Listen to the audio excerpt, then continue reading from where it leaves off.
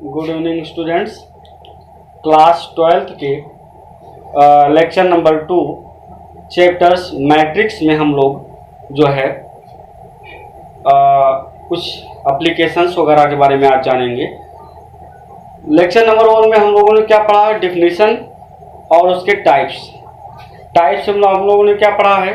Types हम लोगों ने पढ़ा होगा जो आपका कहते हैं क्या कहते हैं उसको, पंक्ति आव्यूह, स्तंभ आव्यूह, वर्ग आव्यूह, तत्समक आव्यूह, ठीक है, शून्य आव्यूह, ऊपरी त्रिभुजीय आव्यूह, निम्न त्रिभुजीय आव्यूह, इस सब के बारे में हम लोग पढ़ चुके हैं। अब उसी में कुछ और टॉपिक आपको जानना आवश्यक है जो कि सामान्यतः कम मिलते हैं नाम सुनने को, लेकिन जानना आपके लिए आवश्यक है, जिसमें आप डायगोनल एलिमेंट्स पढ़ चुके हैं। तो डायगोनल मैट्रिक्स क्या होता है इसको जानना आवश्यक है। तो उसी क्रम में आगे आपका जो 10 तक हो गया था, 11 में है डायगोनल मैट्रिक्स। ये क्या होता है? आपने क्या कहा था डायगोनल एलिमेंट में? डायगोनल एलिमेंट में आपने कहा था कि किसी भी वर्ग आव्यूह के वो एलिमेंट जिसमें i = j हो, उनको हम कहते हैं डायगोनल एलिमेंट। यही आपने कहा होगा। तो यहाँ पे क्या कहना है, यहाँ पे आपको सीधा सीधा कहना है कि ऐसे वर्ग आव्यूह जिसमें उन एलिमेंट को छोड़कर जिसमें i = j हो, बाकी सब जीरो हो, बाकी सब क्या हो, शून्य हो। i = j पर कुछ ना कुछ हो, लेकिन बाकी एलिमेंट्स क्या हो, शून्य हो, तब ऐसे आव्यूह को हम कहते हैं डायगोनल मैट्रिक्स, या कह सकते हैं विकर्ण आव्यूह। ठीक है, जैसे अगर आपके पास कुछ ऐसा मिल जाए, मैट्रिक्स A = 2 0 0 0 5 0 0 0 3, कुछ ऐसा आपके पास कोई मैट्रिक्स हो, तो आप देख सकते हैं कि यहां पे क्या हो रहा है कि जिस एलिमेंट में i = j है, i = j है, उन्हीं का केवल कुछ ना कुछ वैल्यू हो, बाकी सारे एलिमेंट्स क्या हैं, जीरो हैं। इसका मतलब इस प्रकार का आव्यूह क्या कहलाएगा, डायगोनल मैट्रिक्स कहलाएगा, यानी विकर्ण आव्यूह कहलाएगा। इसका डेफिनेशन कैसे आप बना सकते हो? आप लिख सकते हो A = aij, वर्ग आव्यूह, क्रॉस चिन्ह लिखने की जरूरत नहीं है। सच दैट, या इसी को आप कह सकते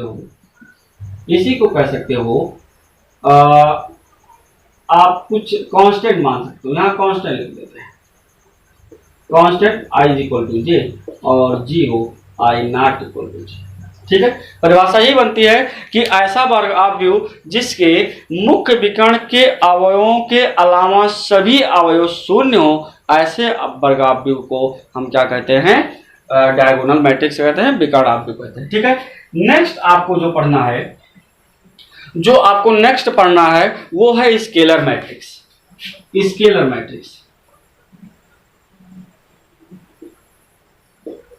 मैट्रिक्स मतलब अचर आव्यूह। स्केलर और वेक्टर आप जानते हैं। अचर आव्यूह क्या होता है, ये क्या होता है? ये कहेंगे आप ऐसे वर्ग आव्यूह जिसमें वे एलिमेंट जिसके i और j इक्वल हैं, वो वैल्यू समान हो, बाकी सब शून्य हो। अभी आपको जो है दिखाई जाएगी समानता क्या है इसमें। जिस aij में i = j वाले एलिमेंट इक्वल हो, बाकी सभी क्या हो, शून्य हो, तो ऐसे वर्ग आव्यूह को आप क्या कहते हैं, स्केलर मैट्रिक्स कहते हैं, अचर आव्यूह कहा जाता है। जैसे कोई भी मैट्रिक्स आपके पास ऐसा हो, 5 0 0 0 5 0 0 0 5, आप ऐसे इसको समझ सकते हैं। ठीक है, इस प्रकार देख लीजिए ये मैट्रिक्स, इसमें और इसमें अंतर है, इसमें अंतर है। ये आपका जो है मुख्य विकर्ण के अवयव कुछ भी हो सकते हैं, बाकी सब जीरो। और अचर आव्यूह में क्या होता है, मुख्य विकर्ण के एलिमेंट इक्वल होने चाहिए, समान होने चाहिए। इसका मतलब क्या हो जाता है कि डेफिनेशन क्या होगी, aij इस प्रकार होगा कि ये सी होगा। सी का मतलब एक कोई अचर वैल्यू मानी जा रही है। कब? जब आई बराबर जे होगा और 0 होगा जब आई नॉट इक्वल टू जे होगा। ध्यान दीजिएगा, ये कांस्टेंट केवल कहने का मतलब कुछ ना कुछ वैल्यू होगा, और इस सी को कहने का मतलब तीनों में सी आपस में क्या होंगे? बराबर होंगे। ये दोनों में अंतर है। ठीक है, नेक्स्ट आपको जो पढ़ना है वो है trace of A matrix. Trace of A matrix क्या होता है, देखते हैं इसको।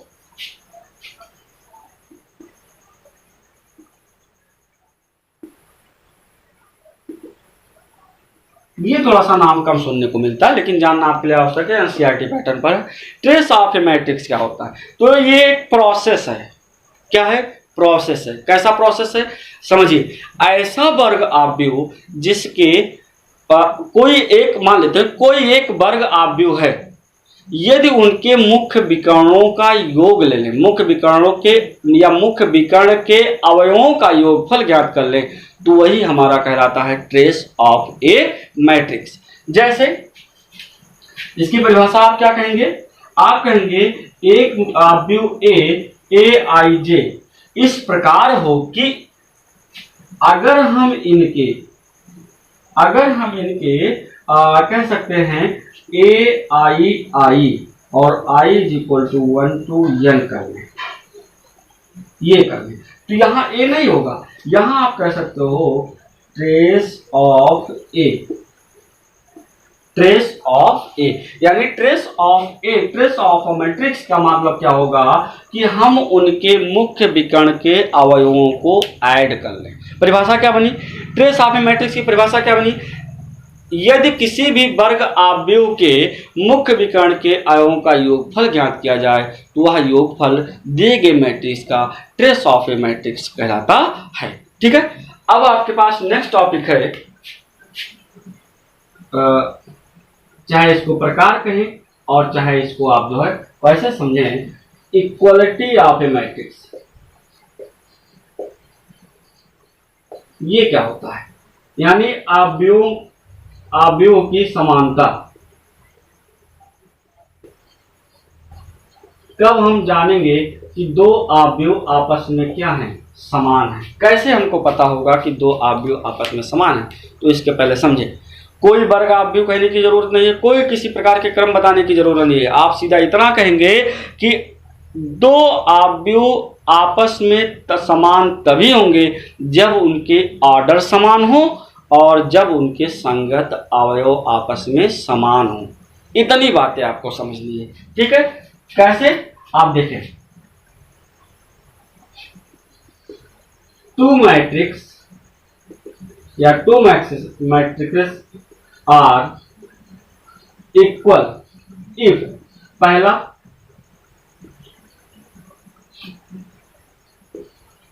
Order are equal. ऑर्डर का मतलब क्या होता है? क्रम। और क्रम का मतलब क्या होता है? जो आप m क्रॉस n कहते हो, m क्रॉस p कहते हो, n क्रॉस p कहते हो, जो भी आप कहते हो। ठीक है, दूसरा क्या होगा? इनके संगत एलिमेंट आपस में क्या होने चाहिए? बराबर होने चाहिए। ठीक है, इसका मतलब, इसका नाम होता है the relevant element are equal. ठीक है, रिलेवेंट का मतलब आप ले लीजिए मान संगत। यदि उनके संगत एलिमेंट आपस में बराबर हो, समान हो, बराबर नहीं, आपस में समान हो और उनके क्रम भी आपस में समान हो, तब हम उन दोनों आव्यूह को कह सकते हैं कि ये दोनों आव्यूह आपस में क्या है? समान है। ठीक है, जैसे मान लेते हैं, आप कह दें कि ए बी सी डी ये कितने का रास्ता है? 2 क्रॉस 2 का है, ये ए बराबर है। ठीक है, अब बी बराबर हुए, यानी इनके आर्डर भी समान होने चाहिए। इसका मतलब अगर हम कह दें जी एच आई जे और 2 क्रॉस 2, तो आर्डर तो समान हो गया, लेकिन क्या इनके संगत एलिमेंट समान है? संगत एलिमेंट मतलब A11 के बराबर, A12 के बराबर, A21 के बराबर, A22 के बराबर। ऐसे बराबर सभी को बराबर आपको देखना पड़ेगा। संगत एलिमेंट यानी अगर पहले का A23 है तो दूसरे के A23 के इक्वल होना चाहिए, तब वो आगे बढ़ेंगे। पहले का A31 है तो दूसरे के A31 के बराबर, तब आगे बढ़ेंगे, और उनके आर्डर आपस में समान हो। अगर इन दोनों कंडीशन में से कोई भी एक फेल होता है तो दिए गए आप भी आपस में समान नहीं होंगे। इस पर आपको प्रॉब्लम क्वेश्चन सॉल्व करने हैं, ठीक है। फिलहाल आज इतनी टॉपिक आप में छूटी हुई थी। डायगोनल ऑफ ए मैट्रिक्स क्या होता है? ऐसा वर्ग आव्यूह जिसके मुख्य विकर्ण के अवयव हो केवल, बाकी सब क्या हो? शून्य हो, वो आपका जो है विकर्ण आव्यूह डायगोनल मैट्रिक्स कहलाता है। उसके बाद आपने पढ़ा स्केलर मैट्रिक्स। स्केलर मैट्रिक्स में क्या होता है? जो भी मुख्य विकर्ण के अवयव समान हो तब और एलिमेंट जीरो हो तब वो कहलाएगा स्केलर मैट्रिक्स, ठीक है। और उसके बाद ट्रेस ऑफ ए मैट्रिक्स तो आसान है, इसके प्रिंसिपल डायगोनल एलिमेंट्स के जो है सम आप ले लें तो वही आपका कहलाता है trace of A matrix of given matrix, ठीक है। तीन बात यहां से थोड़ा सा समझे आप। एक आपका डायगोनल है, अब एक आपका क्या है? स्केलर है, और एक आपका आइडेंटिटी है। इन तीनों को आपको समझना पड़ेगा तभी काम चल पाएगा। तीनों में क्या डिफरेंस है? तीनों में डिफरेंस ये है कि डायगोनल मैट्रिक्स के प्रिंसिपल डायगोनल एलिमेंट्स अलग अलग भी हो सकते हैं, कुछ भी हो सकते हैं, बाकी सभी क्या होंगे? जीरो होंगे। स्केलर में क्या होता है? प्रिंसिपल डायगोनल जो के एलिमेंट्स जो हैं वो इक्वल होना चाहिए, बाकी सब जीरो होना चाहिए। और आइडेंटिटी मैट्रिक्स क्या होता है कि इसके प्रिंसिपल डायगोनल एलिमेंट 1 होना चाहिए। इन दोनों में स्टूडेंट्स को कंफ्यूजन हो सकती है। स्केलर और आइडेंटिटी सेम रहता है। आप देखें, इसको आपने पढ़ा होगा 1 0 0 0 1 0 0 0 1, कुछ आपने ऐसा पढ़ा होगा, देख सकते हैं। इसमें भी समान है, लेकिन आइडेंटिटी में 1, स्केलर में कुछ भी लेकिन समान, और डायगोनल में कुछ भी हो, चाहे समान हो चाहे ना। इतने प्रकार आपके थे। और इक्वलिटी ऑफ मैट्रिक्स में क्या होता है? दिए गए मैट्रिक्स का आर्डर समान हो, क्रम समान हो, 3x3 2x3 5x2 कुछ भी हो, समान हो, और उनके संगत एलिमेंट आपस में क्या कहते हैं इसको? रिलेवेंट एलिमेंट आपस में क्या हो? समान हो, इक्वल हो, तभी हम उन दोनों मैट्रिक्स को आपस में क्या कह सकते हैं? इक्वल ऑफ मैट्रिक्स, यानी मैट्रिक्स आपस में समान है। अब चलते हैं अभी तक के पढ़े हुए प्रकार और मैट्रिक्स के डिफिनेशन के आधार पर कुछ क्वेश्चंस को सॉल्व करते हैं। चलिए तो आपके सामने पहला क्वेश्चन है। एक मैट्रिक्स दिया गया है, एक आव्यूह दिया गया है। आव्यूह क्या है ये पढ़ते हैं। ए मैट्रिक्स है A इज इक्वल टू 2 5 19 -7 35 -2 5/2 12 √3 1 -5 17। ये आपके पास नंबर्स हैं। पूछा क्या जा रहा है? Order of A matrix. Order का मतलब पंक्ति और स्तंभ, सबसे आसान टॉपिक है पंक्ति और स्तंभ, यानी आप कह सकते हो रोज एंड कॉलम। सबसे पहले क्या लिखा जाता है? रोज यानी पंक्ति, उसके बाद क्या? कॉलम यानी स्तंभ लिखा जाता है। पंक्ति किसको कहते हैं? सारी बातें आपको बता दी गई हैं। पंक्ति मतलब क्षैतिज रेखाएं, स्तंभ मतलब ऊर्ध्वाधर रेखाएं, बस इतनी सारी बातें हैं। तो आइए चेक करते हैं इसको, कितने क्लास कितने का मैट्रिक्स है, इसी में बता देते हैं। पहला आपका जो जवाब होगा, जो पहला जवाब होगा, देखिए क्षैतिज कितने हैं?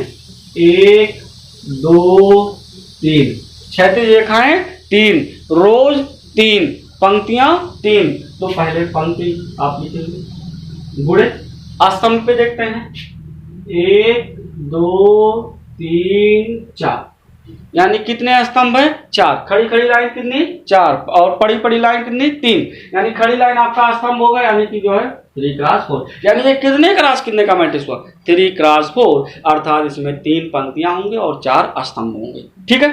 यानी ये आपका होगा 3x4 मैट्रिक्स। बस इनका जवाब हो गया। नेक्स्ट आपका है number of elements. Number of elements, इसको कैसे आप बताओ? क्या आप गिनेंगे ऐसे 1 2 3 4 5? गिनना कुछ भी नहीं है। ये देखो यहां, इसको क्या पढ़ते हो आप? 3x4। ऐसा नहीं है कि आप क्रम बताना है तो आप कह दो 3x4 यानी 4 3 12, 12 क्रम का मैट्रिक्स है। ऐसा गलत हो जाएगा, 12 क्रम नहीं होता है।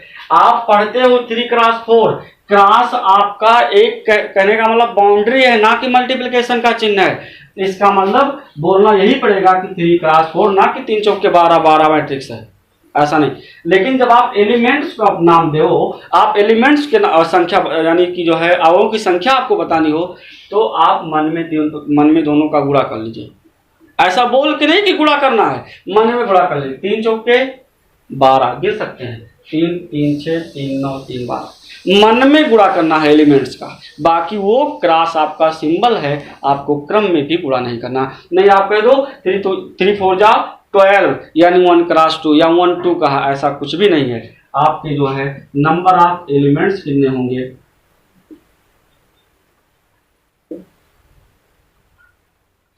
कितने होंगे, 12। ये मन में गुणा करना है, या गिन करके आप जैसा सुविधा देखें उस हिसाब से काम करें। और इनका मान बताना है, ठीक है। तो इनका मान अभी आपका फर्स्ट क्वेश्चन है, आसान कैसे होगा, इन्हीं के संगत A1 A2 के रूप में एक आप भी लिखते हैं और इनके बारी बारी इनके मानों को आप स्पष्ट रूप से बता ले जाएंगे। देखिए इनके संगत लिखा जाए A11 A12 A13 A14 A21 A22 A23 A24 A31 A32 A33 A34, ये इनके संगत हो गया। ये भी आपका 3 क्रॉस 4 है। आप इक्वलिटी भी पढ़ चुके हैं, संगत एलिमेंट और ऑर्डर सेम होने चाहिए। आप देखिए पूछा जा रहा है A13, आप बताओ A13 यहाँ है, पहली लाइन का यानी पहली पंक्ति का तीसरा स्तंभ, पहली पंक्ति का तीसरा स्तंभ, यानी ये कितना होगा 1। A21 यहाँ पर है, यानी जो है दूसरी पंक्ति का पहला स्तंभ, A21 यहाँ है, दूसरी पंक्ति का पहला स्तंभ, ठीक है। A33 कहाँ गया, A33 आया तीसरी पंक्ति का तीसरा स्तंभ, तो तीसरी पंक्ति का तीसरा स्तंभ कितना आएगा, -5 आएगा। चेक करके देख सकते हैं आप। उसके बाद क्या आपका है A24, चलिए यहाँ लिखते हैं A24 कितना होगा, दूसरी पंक्ति और चौथे स्तंभ का एलिमेंट, दूसरी पंक्ति और चौथे एलिमेंट जो है चौथे स्तंभ का एलिमेंट, दूसरी पंक्ति और चौथे स्तंभ का एलिमेंट, यानी कितना हो गया 12। उसके बाद क्या है A23, ये कह रहा है दूसरी पंक्ति और तीसरे स्तंभ का एलिमेंट, दूसरी पंक्ति और तीसरे स्तंभ का एलिमेंट, दूसरी पंक्ति और तीसरे स्तंभ का एलिमेंट, यानी 5 क्या हुआ। बस इतनी सारी बातें थी। ये चैप्टर बताने का उद्देश्य ये था कि आप ऑर्डर पहचान रहे हैं कि नहीं, आप एलिमेंट्स का नंबर निकालना जान रहे हैं कि नहीं, और आप संगत एलिमेंट बता सकते हैं कि नहीं, ठीक है। अब चलते हैं नेक्स्ट क्वेश्चन पर। चलिए तो चलते हैं आपके नेक्स्ट क्वेश्चन पे। क्वेश्चन नंबर 3 है, in a matrix number of elements are 15 then find the possible order, यानी कि किसी मैट्रिक्स में अवयवों की संख्या 15 है, तो वो कितने क्रॉस कितने के मैट्रिक्स संभव हैं उसमें, ठीक है। कितने क्रॉस कितने के मैट्रिक्सों में जो है 15 एलिमेंट्स पाए जा सकते हैं। तो आप जरा सोचिए, अभी आप पिछले क्वेश्चन पे जाएं, उसमें आपने क्या किया कि उनके ऑर्डर को मन में गुणा करके आपने उनके अवयवों की संख्या बताई। यानी ऐसे जैसे आपने कहा 3 4 12, क्या 12 और किसी का नहीं हो सकता, हो सकता है 1 12 2 6 3 4 4 3, तमाम सारे हो सकते हैं। तो यहाँ आपको वही काम करना है कि किसका मल्टीप्लिकेशन 15 आता है, उसी क्रम के हमारे अवयव संभव हैं। तो चलिए देखते हैं। इसके आंसर में आप ऐसे समझ सकते हैं, the possible order of matrix, order to given matrix, given नहीं हो सकता है, टू मैट्रिक्सेस आर, या पॉसिबल बी, या पॉसिबल कैन भी कर दें। ऐसा कितने पॉसिबल हो सकते हैं, आप देखें 1 × 15, यानी 1 क्रॉस 15, 1 क्रॉस 15 का मैट्रिक्स हो सकता है। एक पंक्ति 15 जो है क्या हो, स्तंभ हो, ठीक है। उसके बाद 3 क्रॉस 15, 3 क्रॉस 5, 3 क्रॉस 5 हो सकता है 15 बनेगा, 5 क्रॉस 3 हो सकता है 15 बनेगा, और उसके बाद क्या होगा 5 हो गया, उसके बाद क्या होगा 15 क्रॉस 1 होगा।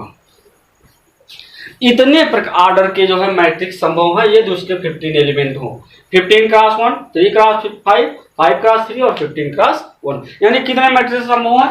4 मैट्रिक्सेस संभव है, ये सभी के जो है नंबर ऑफ एलिमेंट्स 15 होंगे।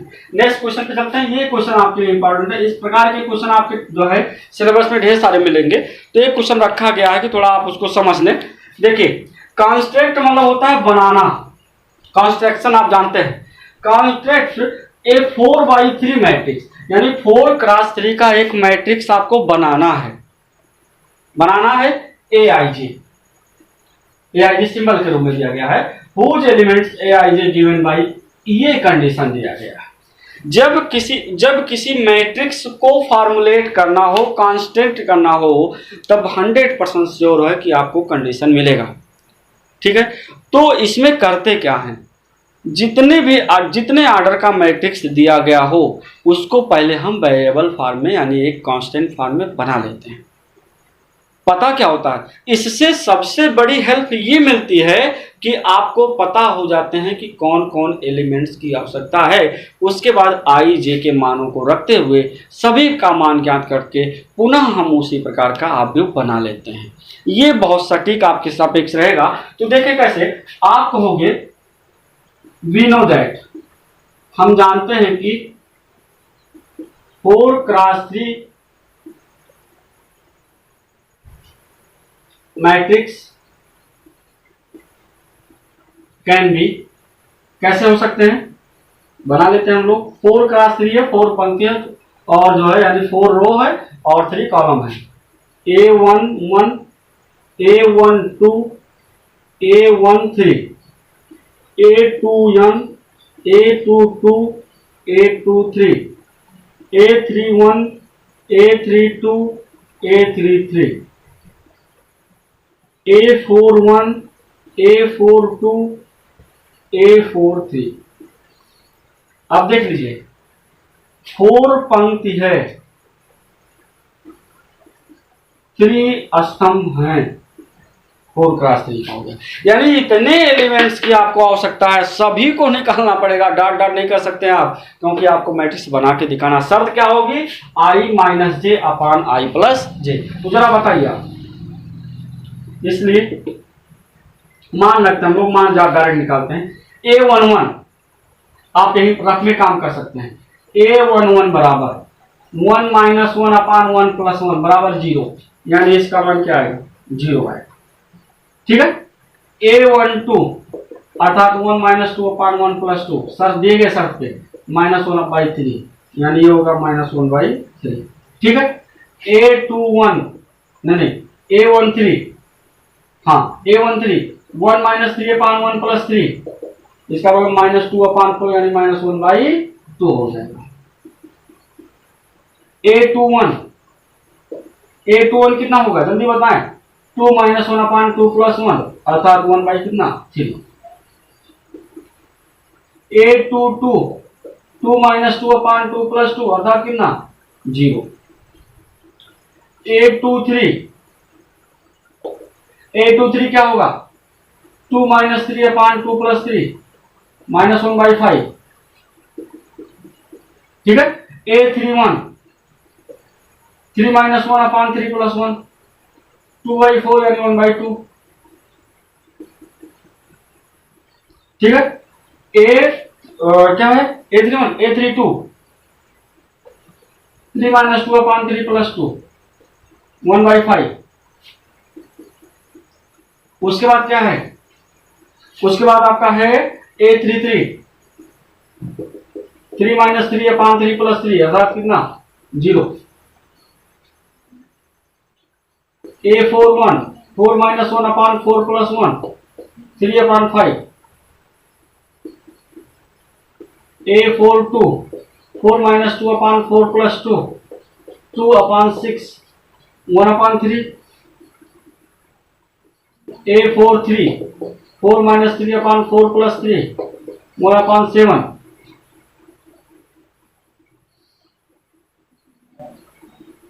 ये आपका कांस्टेंट हो गया किसका, मैट्रिक्स का। ठीक है, किसी भी प्रकार के, आप अपने बुक्स में देखिए, जितने भी जो है कांस्टेंट करना है मैट्रिक्स का, जितने भी ऑर्डर में कहा जाए, पहले आप उसको एक जनरल वैल्यू में बना लें।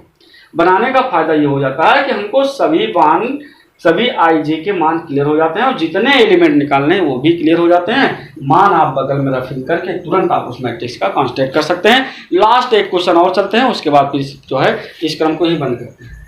चलिए लास्ट क्वेश्चन आपके सामने है, find the value of x, y, a and b. इन चारों वेरिएबल्स का आपको मान निकालना है। दिया गया है दो मैट्रिक्स है, दोनों के बीच में क्या लगा हुआ है, ये ध्यान दीजिएगा, दोनों के मैट्रिक्स में इक्वल का चिन्ह लगा है। आपको पता है, देखिए अभी तक जो क्वेश्चन हम लोग लगाए वो पिछले पढ़े हुए टॉपिक से हैं। इक्वलिटी का एक क्वेश्चन यही है, इसके बाद हम लोग जो टॉपिक पढ़ चुके हैं उससे संबंधित प्रश्न लगभग हो चुके होते हैं। फिर हम लोग अगले टॉपिक पे अगले लेक्चर के रूप में मिलेंगे, लेकिन अभी इक्वलिटी का पहले क्वेश्चन जान लेते हैं। दो मैट्रिक्स कब बराबर होते हैं? आपको पता है, जब इनके ऑर्डर समान हो और इनके जो है एलिमेंट आपस में क्या हो, समान हो। ठीक है, यानी इनके संगत अवयव आपस में समान हो और इनके कोटि आपस में समान हो, दैट मीन्स कै क्रॉस कै का मैट्रिक्स। ठीक है, तो चलिए बताइए ये दोनों समान है कि नहीं समान है? 2 क्रॉस 3 है, ये 2 क्रॉस 3 है। अब ये क्या है, ये 2 क्रॉस 3 है, यानी इसके ऑर्डर सेम है।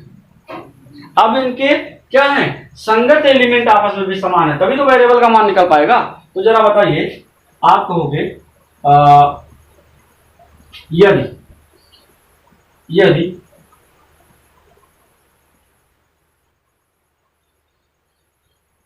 यदि या आप ऐसे कह सकते हैं, यदि लिखने वाला पूरा आपको फिर से लिखना पड़ेगा, फ्रॉम 1, ठीक है, या फ्रॉम गिवन कंडीशन, ऐसा आप सब कहना आसान रहेगा। दिए गए शर्त के अनुसार जो A11 है, ये इसके A11 के बराबर होगा। जो उसके बाद जो वेरिएबल का मान निकाला वही केवल रखें, कांस्टेंट से कोई मतलब नहीं है। जो इसका 13 है, A13, ये इसके A13 के बराबर होगा। ठीक है, उसके बाद जो इसका A21 है, इनके A21 के बराबर होगा। इनका A22 है, इनके A22 के बराबर होगा। इन्हीं 4 इक्वेशंस को, 4 इक्वेशंस को हम लोग सॉल्व कर लें तो हमारे पास जो भी रिक्वायरमेंट है टर्म्स का वो मिल जाएगा। आइए सॉल्व करते हैं। इक्वेशन नंबर आप देखें तो equation number first plus 2 into equation number second, यानी समीकरण 1 और 2 को जोड़ेंगे, लेकिन 2 में 2 का गुणा करने के बाद। पहले जल्दी से आप देखें क्या होता है। 3x + 4y = 2, 2x - 2y = 8। Multiply आपने किया है, सॉरी यहाँ 4 होगा, ये कट जाएगा। ये आपका ऐड हो रहा है, ऐड पे साइन नहीं चेंज होता है, इसका मतलब ये हो गया 5x और यहाँ 10, x बराबर कितना आया, 2 आया। इसलिए फ्रॉम इक्वेशन फर्स्ट या सेकंड जो भी आप लेना चाहें फर्स्ट रखेंगे, तो 3 × 2 + 4y = 2, 4y = 2 और -6 -4 y = -2। x और y का मान मिल गया। इसी प्रकार यहाँ देख लेते हैं आप, यहाँ क्या करेंगे, सीधा equation first plus equation second, क्योंकि b के कांस्टेंट आपस में क्या है, समान है, साइन विपरीत है, इसका मतलब हम क्या कर लें, ऐड कर लें। तो जरा बताएं, a + b 2a - b -5 है, 5 है, ऐड करेंगे, ये कट जाएगा, ये भी कट जाएगा, 0 बचेगा, 2a और ये ऐड करेंगे ना तो 3, यानी a बराबर कितना हो जाएगा, 0। a बराबर कितना होगा, 0। इसलिए from equation number first a बराबर 0 है, तो 0 + b = 5, b बराबर कितना होगा। ये आपके ax, y, ए बी का मान आसानी से, जब भी कोई भी बड़े से बड़ा मान आपको ढेर सारी अज्ञात राशियां दी गई हों, अगर मैट्रिक्स इक्वल है तो उनके संगत एलिमेंट को आपस में समान कर लीजिए। हाँ, ये सत्य है कि उन्हीं एलिमेंट्स को समान करिए जिसमें आपको कुछ वैल्यू को फाइंड आउट करना है। अब आप कहोगे 2 के बराबर -1 क्या मतलब होगा, जब वो आपस में बराबर है ही, ठीक है। तो जिसका मान आपको फाइंड आउट करना है उसी को आप बराबर दिखाइए। बस आज के लिए इतना ही। पढ़े हुए टॉपिक से संबंधित आपके पास ये क्वेश्चन है, अगर आपके पास कोई और इससे संबंधित प्रश्न होते हैं जो हम लोग पढ़ चुके हैं तो आप उसको व्हाट्सएप ग्रुप पर या कमेंट बॉक्स में अवश्य रूप से भेजें, जिससे आपकी समस्या का हल हो सके। नेक्स्ट लेक्चर कल होगा। Okay, thanks.